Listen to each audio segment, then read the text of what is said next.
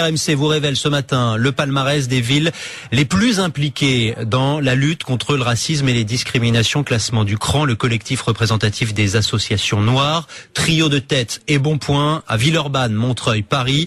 Fin de classement et mauvais point à l'inverse pour Marseille, Aix-en-Provence et Versailles. Ce baromètre repose sur un questionnaire détaillé, que ce soit sur le logement, l'accès à l'emploi ou à la santé.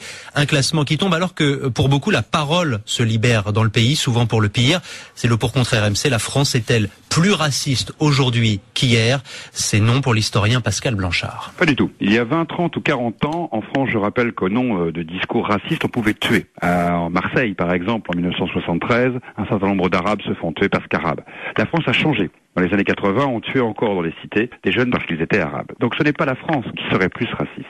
Certains Français énoncent, disent, prononcent des mots ou des idées racistes parce qu'ils pensent que ce serait devenu une opinion. À nous de faire très bien la distinction entre les deux, sinon nous nous tromperions pour analyser ce qui se passe. Sociologue et chercheur au CNRS, Éric Fassin, a lui un regard bien plus sévère.